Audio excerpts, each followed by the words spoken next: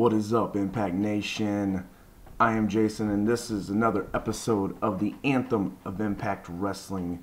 We're going over this week's Impact, and I kind of thought that overall this show was another good one. There's definitely moments that I kind of wish they would have done something different, and one of those things would have to be that opening segment with EC3. Man, he comes out to the ring. He's got a barbershop quartet and like a violin and a cello player or something, bass player, and they start singing his theme song and singing other random songs. And while Ethan himself was, doing a good job of getting himself some heat and all that stuff. One, I've said this in many different videos, and Impact needs to set themselves apart by always starting off with an impact, with a match. And whenever they start off with these just long, drawn-out talking segments, it kind of sets the tone for the whole night of being kind of like, okay. And I get it because it's set up, the main event, but you can do that in your second segment. That still gives you plenty enough time to set up what could be a main event. That quartet, that barbershop quartet, was so bad. Like, I really hope that they put them out there knowing that they were bad. That they probably weren't even really a barbershop quartet. They just put some people out there that maybe were working in the back or something, and threw them out there, and were like, hey, just sing, and because it'll get more heat or something. Like, I really hope that was the case, because they were awful, and the segment just overall just was not good. We heard the crowd chanting, this is boring, which is never a good thing. But then, to everybody's delight, Alberto El Patron came out to interrupt. And of course, the crowd went nuts. And I don't think it was just because it was Alberto, even though that Impact crowd loves chanting the CCC chant. But I think it was just because they knew that segment was done. And of course, right behind Alberto, as he's trying to get in the ring, probably to fight EC3, the full board of directors standing there, Bruce, Karen, and Dutch, and can't remember if Scott D'Amore or somebody was there too. I want to say there was like 4, but they were all there. And of course, Pritchard makes a match inside of a salad steel cage for tonight. I don't know if he actually said salad, but the way he said solid with his accent really sounded like salad, like a salad steel cage. It was funny. It's main event: Alberto El Patron versus EC3 in a steel cage match for the GFW title versus the number one contender and the number one contendership to main event Slammiversary. So that's going to be our main event later on tonight. Then we move on to Moose versus Eli Drake for the Grand Championship. After round one, the judges give it to Eli Drake. And a lot of times with the judging, sometimes I agree, sometimes I don't. Because it's very obvious, it's very written of how this is going to go. That's the one kind of downfall I have with the Grand Championship. The gimmick of it. But after round one, the judges give it to Eli Drake. I actually agreed with this one. He was definitely more aggressive after he gained control from Moose's initial kind of momentum fury right off the bat. So Moose kind of started off with a hot start, got in a couple big moves, and then Eli Drake kind of took over and really showed his aggressiveness. I thought round one was great overall. Both guys really are telling a good story in this one, and it was really good. Then after round two, the judges give it to Moose. And this is going to be one of those that I don't agree with. I thought Eli Drake won that round. I actually do. Just the way that they told the story. But Moose did finish stronger, and I think that's like what the couple of real big impact moves at the very end of the round, and I think that's why they can justify saying that they gave that round to Moose. But like I was saying before, this is kind of where this whole gimmick of the Grand Championship, it's kind of, I don't hate the full gimmick of it, but it's gonna run its course. It's not a gimmick that has legs. It's a gimmick that definitely has a timetable, and it's it's kind of like, I'm trying to think of something else that it's almost kind of like how the King of the Mountain match, even though I kind of hope that they'll bring it back at some point. But it's kind of like how the King of the Mountain match started getting kind of predictable almost on, so many variety of ways to lay out a match. And this one, definitely, there's only so many ways. You can only have a guy win one, then the other guy, then another guy. One round, this round, that round. There's only so many ways you can do it. And it kind of becomes predictable. I knew the second round was going to go to Moose. Kind of has to. But then we go to round 3, and the judges give it to Moose. And I definitely have to disagree, which I think is part of the story, that Eli Drake should have won. And I hope that this keeps leading to a good payoff for Eli, that, he keeps talking about, well, this new regime, they're just, they're not letting us, these guys, Eli, EC3, whatever, from the past, the guys from the past regime, get over the guys that they've been bringing in. Even though I know Moose was part of that too, but I'm just saying, like, Eli Drake's, that's kind of been a story, so I hope that continues to be a story and that he gets over, and it's a good payoff, with some type of a title, because he needs some type of title. Then we go to a backstage promo with Allie, and they were asking her about, like, what do you think about Rosemary helping you out last week? And, she's like, I don't know what's going on. We never, we don't know. And then Rosemary pops in, still wearing that awesome new face paint. It just looks really good. And then she does her Rosemary thing, and man, she's so good, because this gimmick is such an outlandish, unbelievable gimmick, but she makes it very believable. Like, it makes you sit there and go, man. And that's, it's something like The Undertaker, that was really why he was so successful with his very outlandish, out there, spiritual gimmick.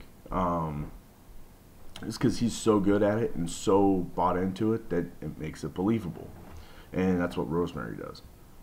And then we see a video package, something I'm very happy about seeing, and that's that Impact announces a live show out there in the New York area, I believe in Staten Island area. Of course, it's at a minor league ballpark. Jarrett really loves doing those, which is cool though. It's different. It's kind of sets up a different atmosphere, so that's pretty cool. So everybody out in New York, go pay money, go see these guys, support. But it's just good seeing them. They're able to do live shows now. Then we come back and we have Allie versus a debut of Amber Nova. Of course, while the match is going on, right before it really gets going, they show Swoggle in the crowd, which will set up something for later on in the night.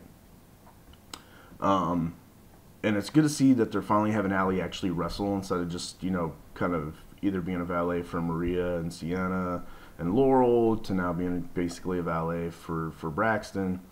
But it's good to finally see her wrestle, and hopefully eventually they kind of work through this story and get her to be, to where she can wrestle like she does on the indies, where she's just all out and a badass and winning championships. Because they definitely have a star in Allie. And they're definitely telling a good story to get the crowd really behind her. I'm not saying that I'm tired of the story or anything. I'm just saying that I really hope to see that eventually, as they get through the story, she becomes like a legit wrestler and can go all out the way she can. Amber Nova in this match, man, I was pretty impressed with her too. She's got a good look. She knows her gimmick. And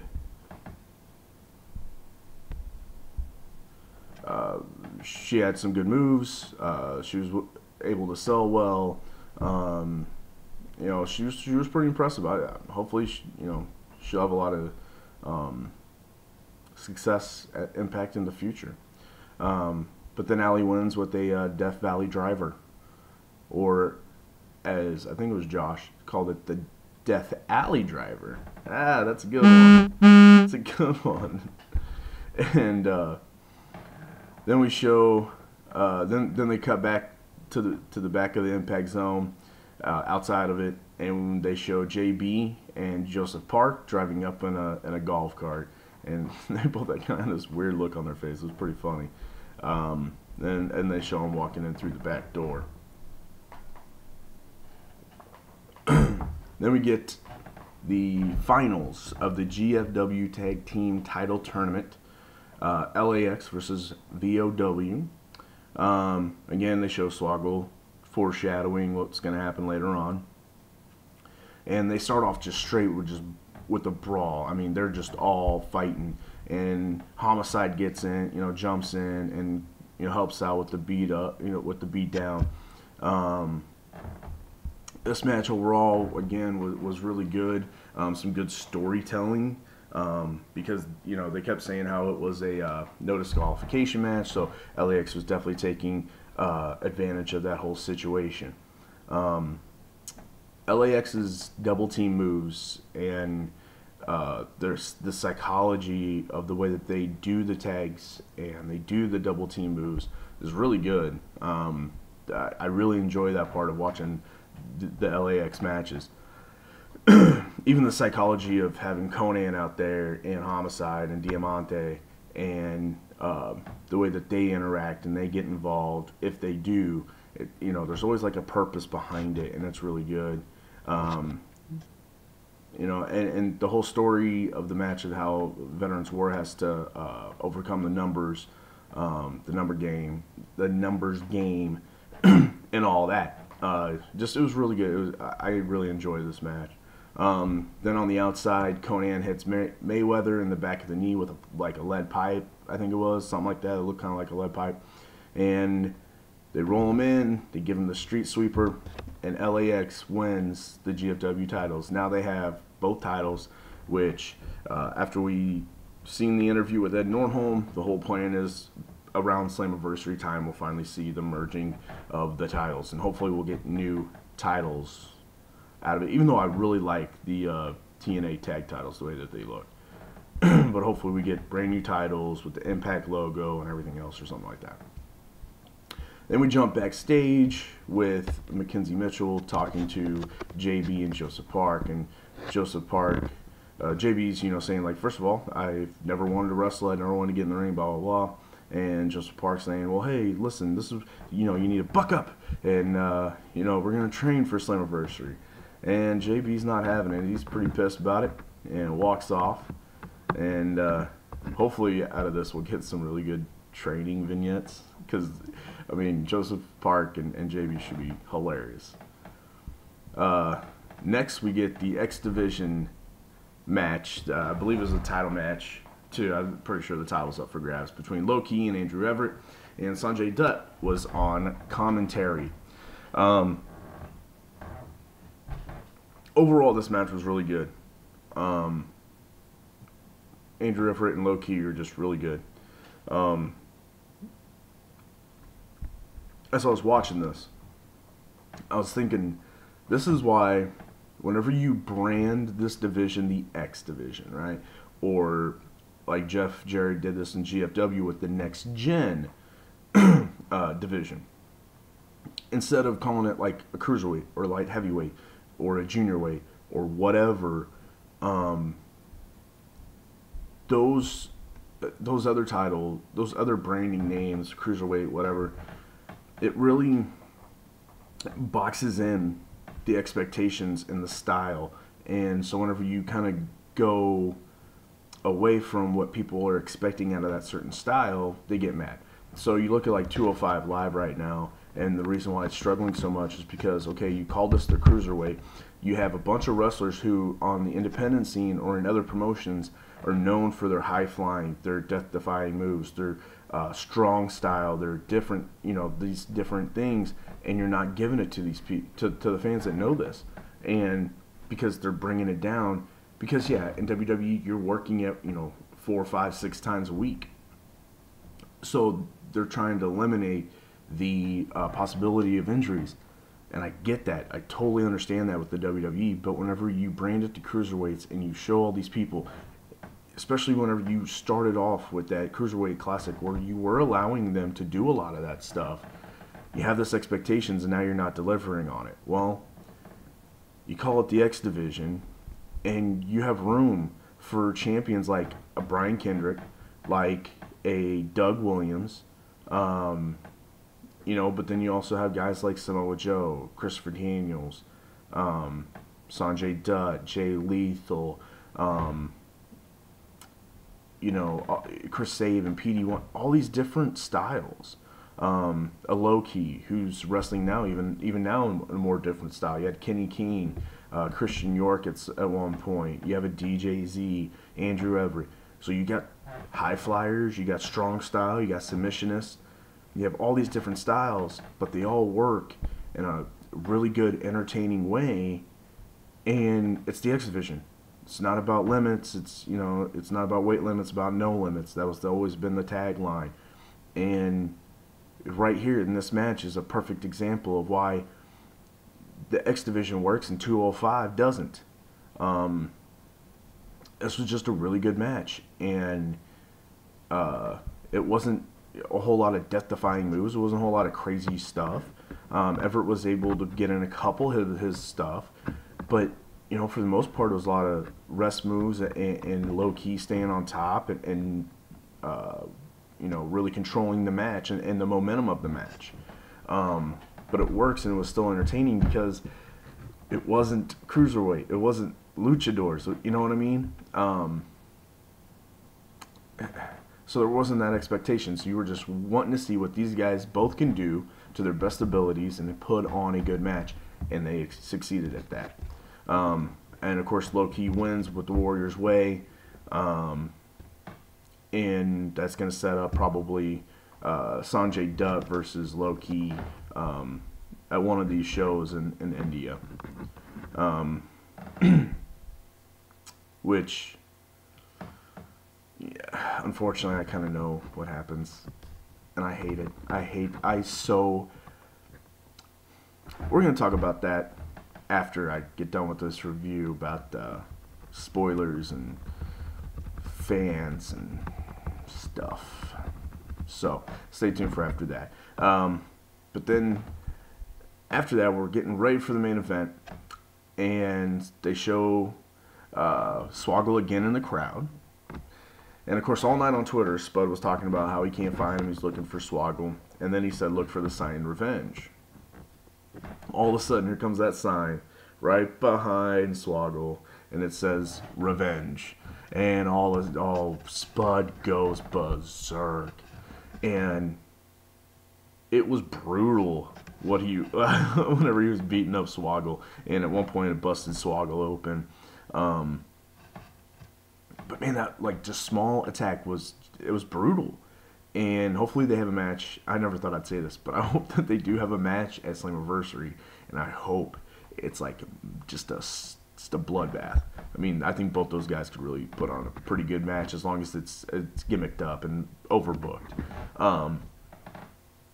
But right there's just a case right there with this whole Spud Swoggle thing. Kind of a subtle story out of nowhere. Really a lot of tongue-in-cheek, funny stuff with I didn't mean to pull his pants down. All those vignettes we got from Spud. I have to take 5 painkillers just to go to the bathroom or something. All that stuff. But at the same time, Swoggle's beatdown on Spud was taken seriously. And now Spud's very brutal revenge beatdown on Swoggle is taken even more seriously. And that's, in a nutshell, why I think myself and a lot of people that do enjoy watching Impact, this in a nutshell is why. You know, it's just good professional wrestling that's fun and entertaining and takes itself both lightly and serious and get all that in one show. But then, of course, after that, we get to the main event, a steel cage match between EC3 and Alberto El Patron. And again, I know, I understand a lot of people, there's this definite big section of Impact Wrestling fans that hate it whenever Impact brings in WWE guys. But Alberto El Patron has delivered in every match. Every match he's had since he's been in Impact, he has delivered. This match, again, was another great match. It was fun. It told stories. There were some big spots. And EC3 was just as good. I mean, it's elevating, in my eyes, even though I think EC3 has been tremendous in this, like the franchise of Impact, it's elevating him, though, too. Just bringing him up to where he has just been awesome. And I think he's had some of his best matches against Alberto. And this one was no different. There was that one spot where they were trying to climb the cage, and they were kind of in that middle part of the top rope. And EC3 got Alberto on his shoulders and does a big Samoan drop. Man, that had to have hurt because there was no way, because you're not, you don't have any good balance, so you're just kind of falling back. And that just, man, that I saw that one. Oh, that had to hurt. And like I said, these two just have like really good chemistry. Both their matches that they've had have been tremendous. And then we get closer to the end, and that spot where Alberto does the stomp from pretty much the top of the cage onto EC3 as he's hanging in the turnbuckles there. Oh my gosh, that was, what a spot. What a spot. That was insane. And then you follow that up where it's not done. So now he's laying there, and El Patron gets back up to the top rope, does a frog splash, does get the 1, 2, 3. So this will lead to El Patron facing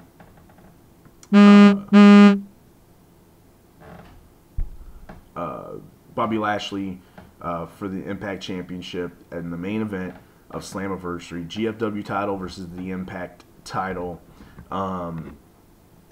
But, look, this showed that EC3 is right there with El Patron. I understand El Patron won, and everybody's like, oh, they're pushing El Patron, they're burying EC3. They're not burying EC3 at all. EC3 has multiple segments on TV every week.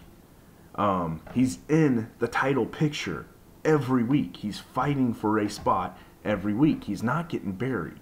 This is a story. There's a story being told here. We have at least 4 more weeks. So here's July 2nd. Yeah, so, and today, as I'm recording this, it is June, what is today? June 3rd. So, yeah, so there we go. It's a month from yesterday. There's 4 more weeks until of stories to be told before Slammiversary. Things need to, fall out. And I still feel like the way that they've been telling the story, it's gonna he's gonna win back that number 1 contendership, or it's gonna end up being a 3-way with Lashley, EC3, and Alberto El Patron. But they're not burying him because they made him look super strong here. It took everything for Alberto to put away EC3 for the 1, 2, 3.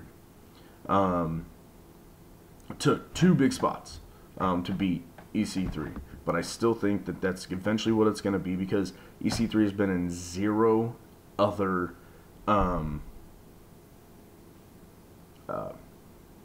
stories to the point to where like there's nothing else for him to do for Slammiversary. So unless something gets picked up in these shows that they did in India, I just don't think I unless they do like a number one contendership, King of the Mountain type match or something gets thrown in there. He's not going to get left off of Slammiversary. That's for damn sure. So he'll get put back into that. I just have a feeling that he'll get put back into that. But overall, I thought it was a pretty entertaining show. Again, there's certain elements that just, like that EC3 thing, and sometimes where I do feel like they're trying to be a little bit of WWE light again, that just kind of irk me. And Bruce Pritchard, first I was kind of, whenever I first saw that he was hired, I was not happy about it. And then since he's been on, he's been okay as a on-air guy. But then sometimes I'm just like, I would much rather just have had like Jeff back on TV being the authority figure, or giving that to Dutch. But I know Dutch, it's hard for him to get around, so that's probably why he's not on it all the time. But one thing I think that they have done fairly well with the whole authority figure thing is that they're not on TV all the time. Stories don't surround them. There's elements of stories like Magnus and EC3 and Eli Drake all have a problem with Bruce, but there's no just comparing it with WWE with their authority figures where they're on TV almost more than any other wrestler, and the stories go through them and all that stuff. But I think overall it was a good show, and maybe the shows come off a lot better to me because I just get done watching 2 very god awful episodes of WWE TV. Well, one really god awful and Raw, which I hardly even watch anymore, and then SmackDown, which again I'm watching less and less every week because now they're booking SmackDown just about as bad as Raw. So, you see terrible, and then you get to Impact, and it's just a little more fun. It's a little more entertaining. Definitely more adult, which is good because I'm an adult. So I don't know. Maybe my perspective is a little skewed. I don't know, but I think overall it's been good. But now I definitely want to take some time real quick to talk about spoilers, some fan reactions to different things that I see on Twitter and stuff. First of all, with the spoilers, if you consider yourself a fan of Impact Wrestling and you're putting out spoilers, or you retweet spoilers from the dirt sheets, or you just post random shit, stop, because you're not a fan, because it's hurting the product. Whenever people see spoilers or know what's going on, or they think they know what's going on by reading the spoilers, they're not tuning in. It keeps people from even wanting to watch it. And it gives more fuel to other people that already shit on the product to keep shitting on the product, because they're not getting the story, they're not getting the backstage stuff, they're not seeing the production, the edits and stuff after they do the production. So they're not getting the full show. They're just seeing this match or that match, or maybe an inside, in the ring segment, and it's not all pieced together and it doesn't make sense. Well, no shit, it doesn't make sense. They haven't been able to go back over it and put it together. They are just filming things.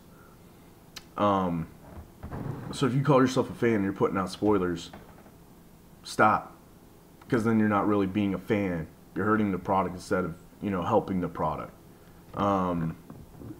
And especially, like the only reason why I know about Sanjay Dutt, which, again, guys, I'm sorry if I'm spoiling this again. I'm just using this as an example. The only reason why I know about the one event in India, is because people just post it. Like, it's not like, hey, spoiler, click here to see this. It's, boom, this is what happened. And it's ridiculous. Um, so stop with the spoilers, please. Just stop. It's killing the product. I cannot wait until they finally get to the point where they're making money and they're getting enough viewers that they can go live every week.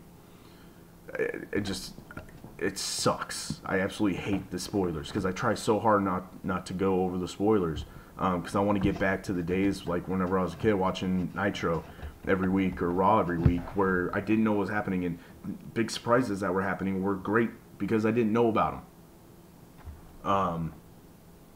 I mean, could you imagine that night of Nitro where Goldberg beats Scott Hall and Hogan in the same night and wins the World Heavyweight Championship? That great moment. What if that happened today? It wouldn't, because everybody would know. Everybody would have known about it. I don't know. I hate the spoilers. But and then I want to kind of talk about fan overreaction. You know, like I get it. I love the passion. Though I see on Twitter with people whenever they see other people bashing or, you know, trying to lure away wrestling talent and stuff like that. I love the passion. But sometimes it gets a little overboard. You know, trolls are going to be trolls, and sometimes you just got to let them troll because that's what they're wanting is that big overreaction, especially from Impact fans because Impact Wrestling in general, including the fans, are always looked at as like, you know, like the non-cool people that are just dumb and don't know really anything. And because we got to be dumb, why else would we watch Impact, right? So you're just fueling them. Even though I love the passion, I think that's another thing that just kind of wish sometimes I see like somebody post stuff and then I see what the replies are and it's like, man, you're just giving them what they want, man. But I understand it. And you know, the whole possibility of this guy leaving or that guy leaving, let them leave. You know, like with the Hardys and Mike and Maria and Drew Galloway and all that's now Crazy Steve. Impact is always going to be bringing in new people. And now with Jeff kind of being in charge of bringing in those people, you know, hey, cool. Jeff can find talent. He's got a great eye for talent. I think we've all seen that over the years. And, you know, there's, you know, let's say, I know there's a lot of talk now because Matt's been even like tweeting EC3 about WWE and stuff. And, you know, people were worried like, oh, we can't let EC3 go. No, we can't. I really don't want to see him go. He would be one that I would really hate to see leave. But at the same time, like, you know, I know there's rumors whenever they were first starting all this stuff and bringing in new people about how that they were pretty interested in somebody like Matt Riddle. Matt Riddle could be a huge get and a huge star. Somebody else that I would love to see in Impact Wrestling. I've said this a lot before, and anybody that hasn't seen this man that I'm about to talk about wrestle or anything, it's Matt Riddle's tag team partner on the indie scene, Jeff Cobb. Jeff Cobb could be a world heavyweight champion, be a huge star. He could be that next Samoa Joe. He's a big, thick dude. He's got a great amateur wrestling background. Very strong. You know, he's wrestled in the Olympics. He used to wrestle in college at Missouri Valley, where I attended Missouri Valley College for a year, and you know, I was there while Jeff was also at Missouri Valley, and you know, just a really good guy. Of course, also Bobby Lashley used to wrestle at Missouri Valley a long time ago. So there's a connection there. Look up the connection. Did not go to school there while Bobby was there. That was way before. So Jeff can go all out. Look up his stuff on the internet. As Jeff Cobb, he also allegedly, trying to keep it kayfabe here, is Matanza, sorry, in Lucha Underground. So you can see his matches there. He can wrestle lucha style. He can wrestle mat based. He can wrestle anything. This guy is a star. Like, you could put him in, give him a manager, keep him by himself, doesn't matter. But this dude could be a star as long as he's packaged right and given storytelling. But if you could put Matt Riddle, put Jeff Cobb in, now that Jeff's there and they're paying talent, I don't think it's out of the realm to say that we couldn't go get a Bobby Fish. We couldn't go get an Adam Cole, a Kyle O'Reilly, a Ricochet. I think good things are ahead for Impact. And, if you're an indie talent and you're looking at, okay, and hopefully eventually Impact gets a better TV deal and gets more exposure, because then, you'll have, then it might be a better comparison whenever free agents are looking at either WWE or Impact or New Japan. Excuse me. Because as long as they're getting paid enough to live, right? They're getting good pay. They're living well. Lighter schedule with Impact. No training wheels in Impact, unlike in the WWE. As long as they get their merch going a little bit better to where they can still sell that stuff. But also, guys that work at Impact, I'm pretty sure, can still have stores like places like Pro Wrestling Tees. In the WWE, that you can't do that. So as long as you can still do all that stuff and you don't have the training wheel, so you can still be who you are, you can be a little more edgy, you can take more chances, you can be more creative, why wouldn't you want to come to Impact Wrestling? I mean, if you're an indie guy and you're a free agent, you can go. I mean, I know if you take away the whole, that was my dream, I want to say I wrestled WrestleMania. They have that nostalgia part, they have that history and stuff like that, and I totally get that.